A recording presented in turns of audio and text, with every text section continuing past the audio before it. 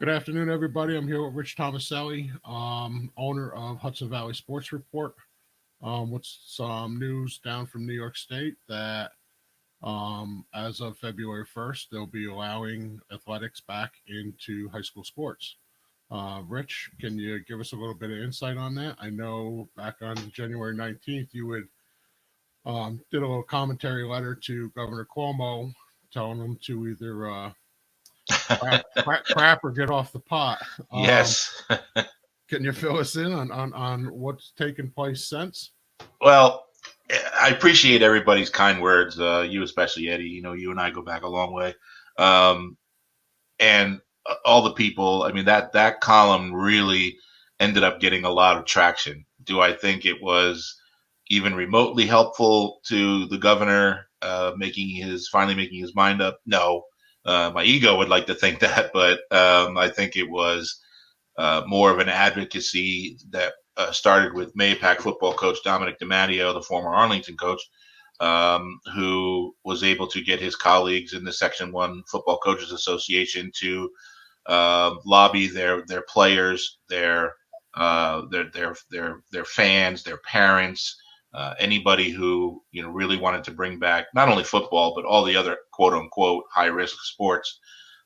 So I think he did the lion's share of work in getting the constituents or the stakeholders, so to speak, to lobby politicians. And at that point, which is a whole other story, and I mentioned that in the column that I was very disappointed that even though our politicians jumped in to help, it should not have taken Dominic DiMatteo forming an advocacy group, back around Christmas time for them to jump into action. They should have starting this a long time ago, but that's a whole nother story. So yeah, I'm grateful and happy that the governor, changed his mind. I do think he punted a little bit.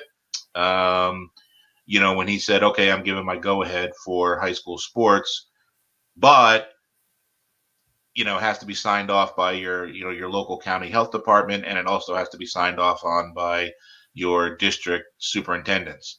So at any point during that chain of command, somebody could jump in and of course say no. I hope it doesn't happen. I don't think that will happen. Although we're starting to get some trickles of folks around the state who have said no, we're not going to have winter sports. But there's your background to the point to how we got to this point. Yeah, that was going to be my next question. Now that the governor's given his blessing, I guess for winter sports to start or high risk sports to start, how many high schools were going to opt out of letting their students participate?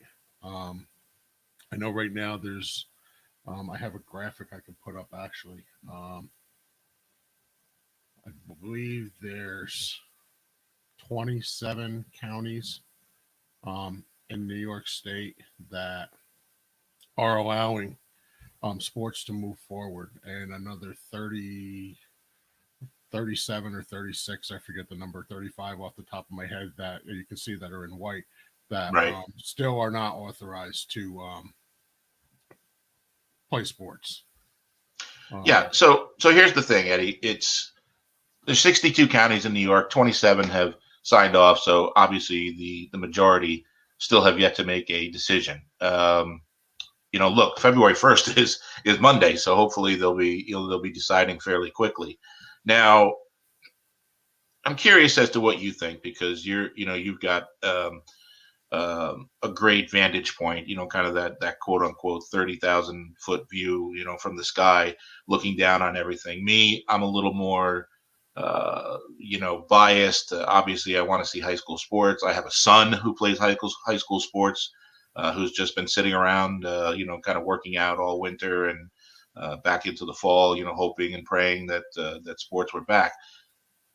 I'm gonna say that we're going to have the majority of every county in the state to sign off on this because I can't imagine that school superintendents are going to sit here and say no. Not after all of that. Not after the governor finally signed off. Politicians got involved lobbying the governor to sign off on sports.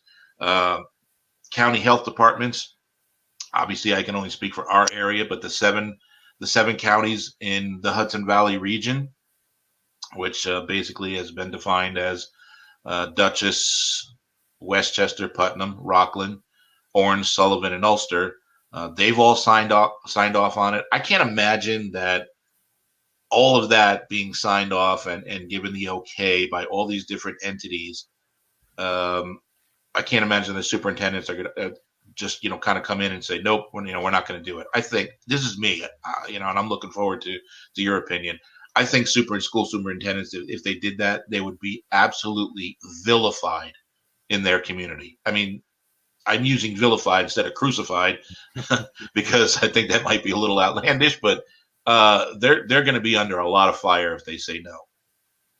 I kind of agree with you, especially when you look at the rest of the country. I mean, you have 48 other states that I believe are allowing high school sports at this point. And as of right now, I think the numbers are so low of transmission between players that it'd be kind of hard to not let them play. I mean, I think you're going to have a school here or there that's going to say no. I mean, they're going to play it on the super safe end and say no, we're not going to allow the high school sports. But when you look at the rest of the country and 48 other states are allowing it to happen, I think a lot of superintendents and county execs and everybody else are going to look at it and say, well, we really don't have too much of a choice, but we got to let it go. I mean, let's see Right. what happens, and God forbid, this stuff starts spreading around, then we got to look at our other options. But at least let's give it a shot. Right. I think you're absolutely right. I think that's probably going to be the prevailing thinking, that let's start it and see what happens as we go through. There's no question that people are taking precautions. For instance, Section 9, which is parts of Dutchess, but mostly Ulster, Orange, and Sullivan, so far will not budge on their winter season. So the winter season for Section 9 is going to be February 1 through February 28th. That's a very, very short window. Obviously, they've already canceled the state tournament. There will be no sectional tournament. So, you're looking at squeezing in, 10, 12 basketball games, give or take, depending on how much you want to rest. Um, so there's part of the precautionary measures right there. I did just read not a half an hour ago. I thought it was on Twitter. A league, one league in Section 4, um, decided, and I believe it was called the Twilight League. I can't give you chapter and verse here on what teams are in that, but um, they decided as a league they will not be playing any winter sports. So, like you said, Ed, you're going to have some of the individual superintendents and leagues throughout the state who say, we don't want to risk it. And that, again, it could just be for the winter. And then as we get into the spring and the weather warms up again, just like last year, the virus was mitigated a little bit by the warmer weather as we got into spring and then, of course, into summer. Maybe they're hoping that they can get through that with a shortened winter season. So, yeah, there's no doubt in my mind you will see. I don't think you'll see 62 counties. Absolutely, everybody sign off on this. Right, and with that, like you were talking earlier, we would mention the shorter seasons. Um, February 1st to February 28th. That's basically 4 weeks of basketball, and I think what's the cheerleading and Ice hockey, wrestling, correct. you know. So squeezing those seasons in 4 weeks is I don't think they're going to overwhelm the kids with 2-3 games a week or whatever. So at most, I think you look at 6 games. Um, Look, I mean, this is going to sound terrible, but they're 16, 17, 18 years old. They're in the prime of their lives. And when they play, especially basketball, when they play AAU and travel ball, they're going to tournaments where they're playing 3 or 4 games in a day, or 4, 5, 6 games over the course of 2 days. So I think you could bump it up and do. They're probably going to suspend that rule. that high schools have, where you can't practice more than practice or games more than 6 days a week. You have to have a day off somewhere. I think it's likely they'll suspend that, especially if the season is only for a month. And then you could see them going on, off, on, off, on, off.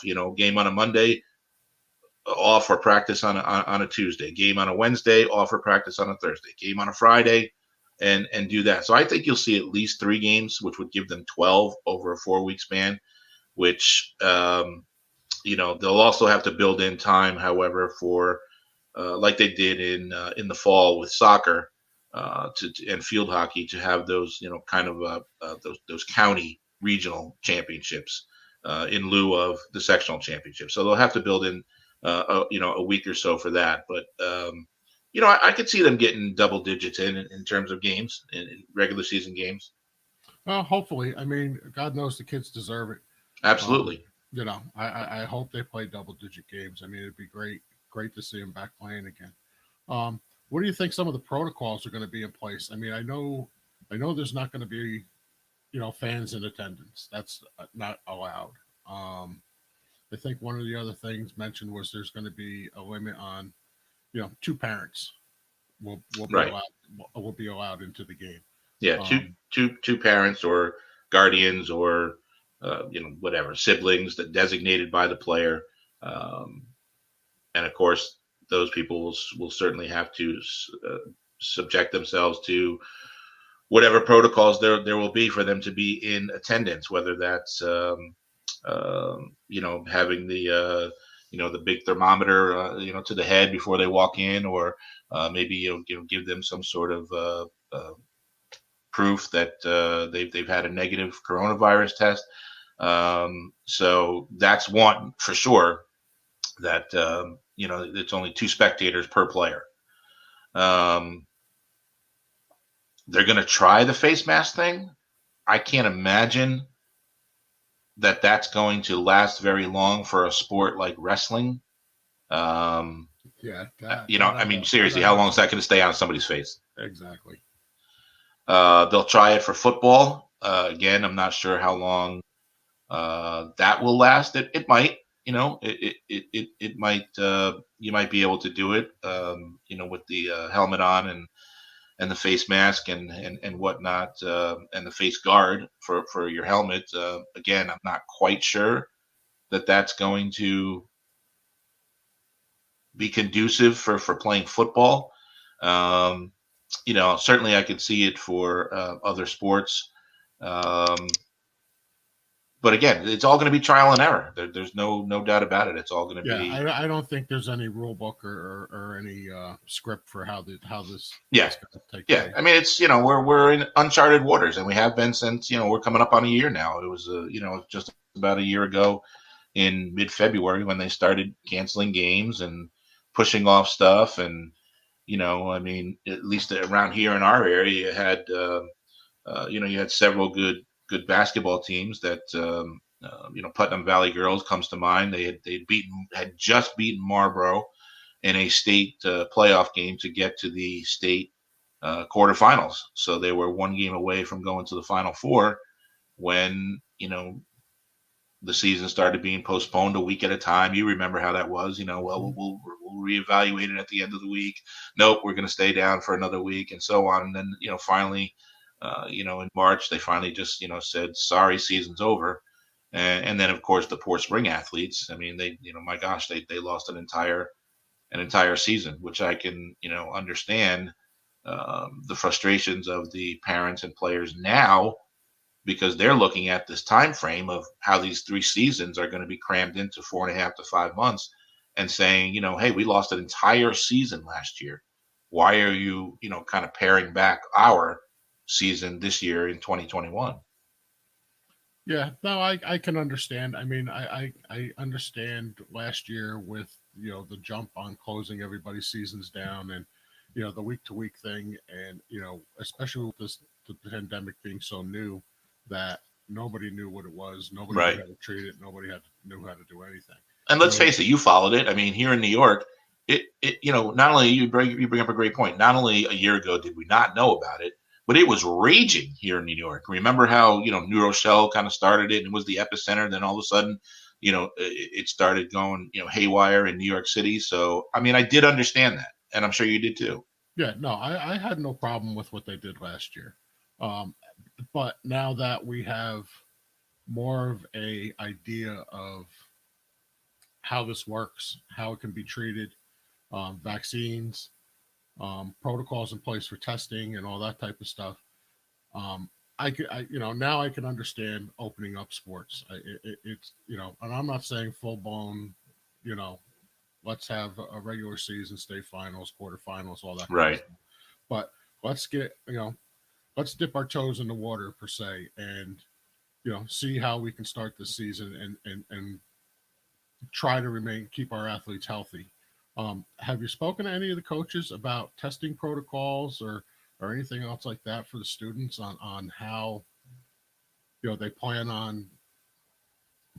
I would hope testing the students, weekly or daily or whatever. Again, saying that we're going to have 3 games a week, so we can get into the double digits to get the season in 4 weeks. I would think there'd be some sort of testing in place prior to starting that, so they can kind of monitor students before these Right. games take place. Have you Yeah. I spoken to mean, anybody on it? yeah, it's interesting that you brought that up. I'll actually even give you a backstory before answering that question. I spoke to a couple of college basketball coaches that I am still, friendly with from my days of covering the Big Ten and Michigan. And both of them told me separately in different calls, and didn't know the other one was. I was speaking to the other one, and they were basically saying, look, because I asked them, how are you recruiting? And they know I'm, where I am, and I'm here in New York and whatever. And they said, you know what, we're looking at a lot of video, obviously, and we communicate with the kids and whatever, but we're not, we're not coming to New York. This was weeks ago, of course. Because they said, we just don't know if you're having a season. And part of the problem that they said, and this is, part of answering your question is, in college, these kids are getting tested 3 days a week. Why? Because they have the money to do so. I don't know if they have that kind of funds available at the school level, within your school budget, which is, obviously already passed last May and carries through to June of this year. I don't know if school districts are going to have that kind of capacity to test 3 times a week. Once a week, I don't know, maybe. Um, you can't put that burden on the kids and their families because Right. who knows? I mean, beyond the first test, does it cost to get tested 2 more times a week? Can you get tested 12 times a month? I don't know. I don't know how it's going to work. I mean, obviously they'll do everything they can to try to mitigate the transmission. I doubt very highly you will see locker rooms open. For instance, I think a lot of these kids will have to get dressed, especially football, when you've got 30, 40 kids on a roster. I think a lot of them will have to get dressed, say, in the gymnasium or something like that. Um, so yeah, I have talked to the coaches. Obviously, it's a concern for everybody. I don't think anybody is kind of sloughing off anything just because sports is approved. The virus is still out there. I mean, that's the bottom line. So I think in large part, some of that depends on who's going to foot the bill to have all of these kids tested. Yeah, that's definitely a good one. And another thing too, Ed, and I'm curious to get your opinion, about this again, just as somebody, kind of looking at this from, a different perspective. And that is, you are going to have, there's no question in my mind, you're going to have superintendents who will think long and hard about this. I had said earlier that I think if they said no, that they would be vilified. So that's in the back of their mind. But, on the flip side, they've also got to be thinking about money and liability. And it would not surprise me at all if school districts ask parents to sign a waiver saying, I want my kid to play, and we do not hold the school district responsible in any way whatsoever. Well, I believe they do that now just to play the sports. I mean, don't they? Don't don't parents have to sign a waiver for their kids to play any particular sport right now? I'm trying to remember. Where we live, I've gotten nothing from my son who has played varsity football and lacrosse the last 2 years. I've got nothing specific with that, so I'm just trying to rack my brain and try to think. They have this thing, um, and they've had it for a few years now, where you log on online. It directs you to your school. It directs you to the sport your son's going to play, and it's called Family ID. And you have to, as a parent, you have to kind of sign off for your kid to play. Now I can't remember off the top of my head.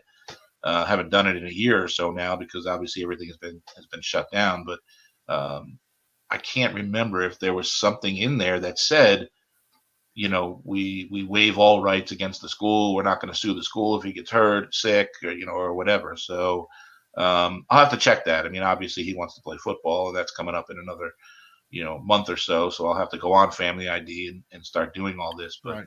But I mean, who? I mean, I know your son used to play football for Millbrook, I believe it was, yeah, correct? yep, I know he suffered an injury at the end of his career in high school. yeah, Um, when you were in the emergency room with him, I mean, you know, it wasn't the school that was fronting the insurance. It was you that was fronting the insurance, saying, "Hey, here's my insurance card and stuff like that." You know, I, I would think there's something in place that the liability is taken off of the school districts for kids to play sports, and if yeah. I that's have not to in think it's place, on. I mean, I didn't look very closely on Family ID, and I probably should have. Um, but even if there was something on there, I was still going to sign it. He wants to play. I'd absolutely. like to see him play, and I would have signed it anyway. I'll sign it tomorrow if they present me, a whole new separate document, waiving their rights that the school was not at fault for transmission of COVID-19. Um, so I'm sure there's a lot of parents who are like that. I'm sure there's a few that are going to think twice about it. But you know, personally speaking, yes, I would sign. I would sign tomorrow. Yeah, absolutely. I mean, one of the things I noticed this year, as you know, I did a lot of photography down at West Point for the Yeah. football Yep. season this year. Um, we weren't allowed on the field unless we had a COVID test, and not the rapid test, not the 24-hour test, the one where they kind of go up your nose and tickle Yeah. your Yeah. toes, Yep. with the long thing or whatever. And we weren't allowed on the field unless we had that test. And West Point pretty well managed their COVID transmission down there. I mean, it was almost non-existent with them until they sent everybody home prior to their bowl game, and then everybody came back, and Right. a lot of them tested positive for COVID.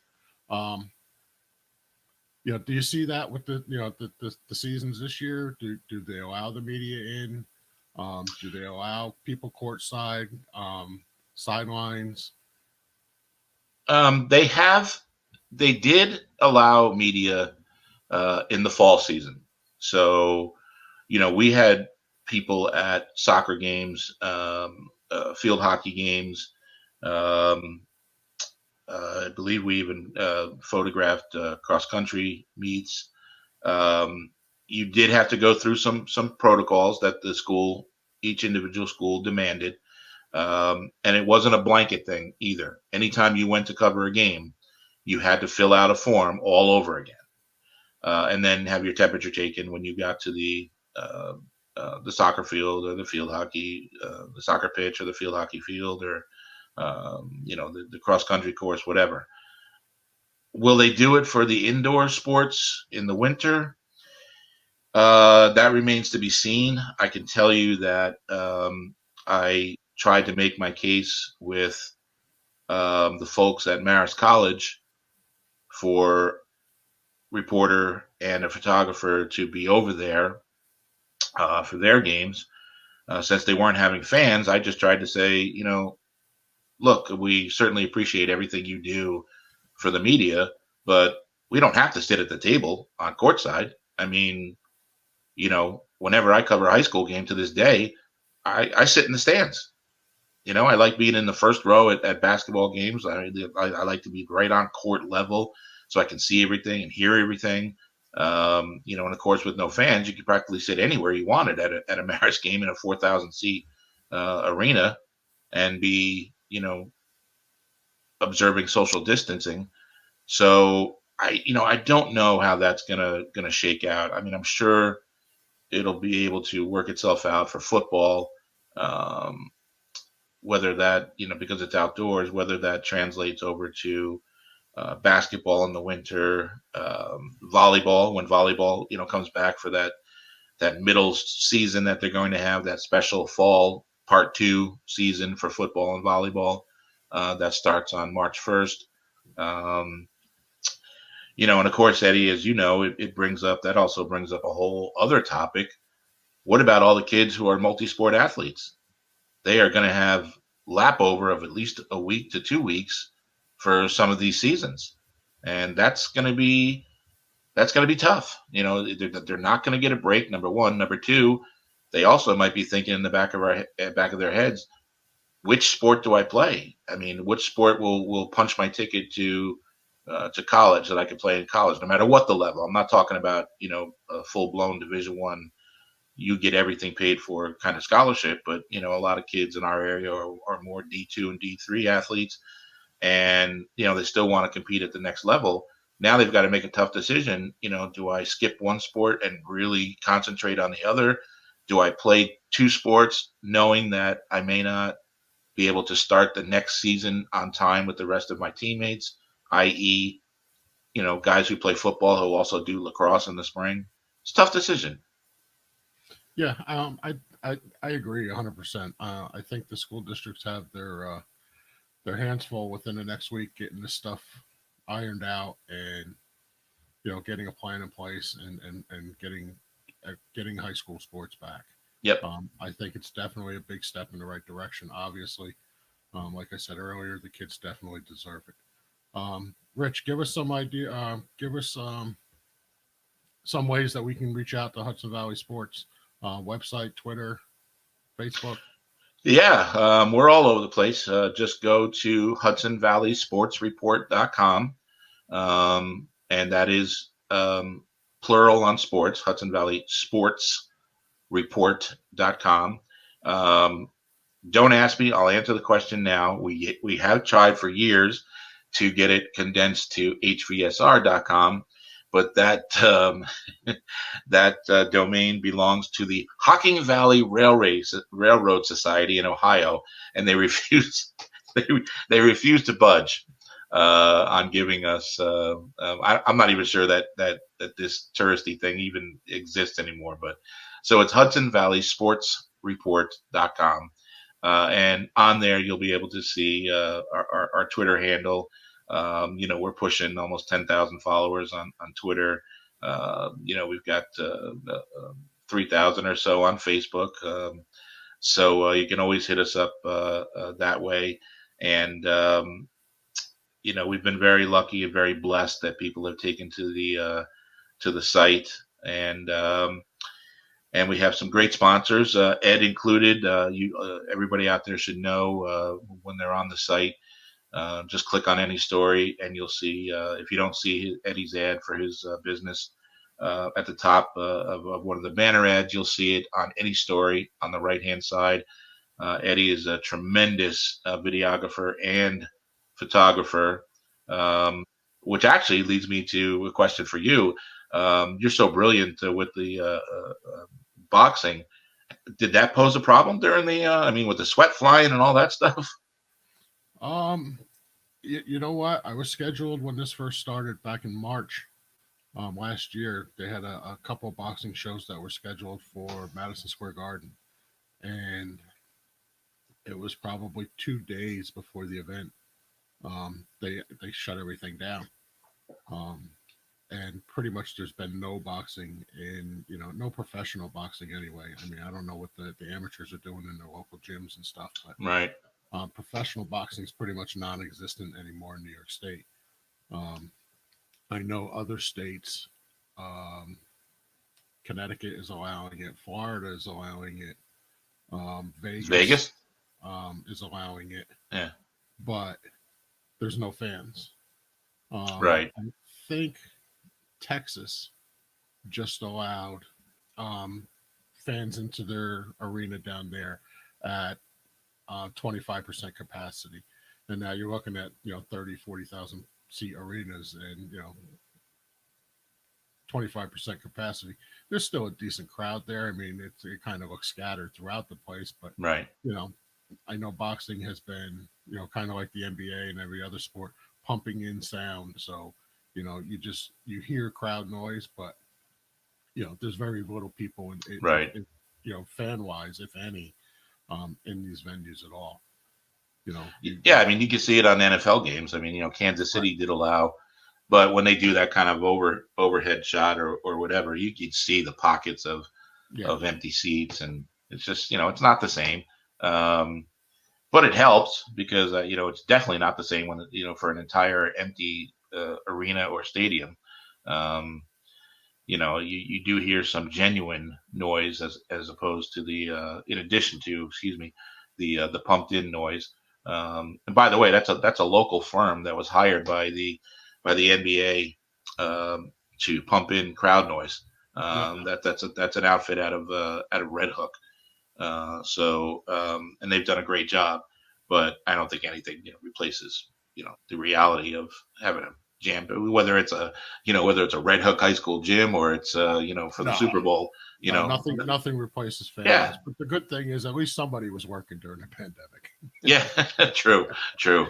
But So listen, thank you. Kind of a little bit of a role reversal today. This is our first episode for Hudson Valley Sports Report podcast. Um, we'll be up on iTunes shortly, so you can follow us there as well.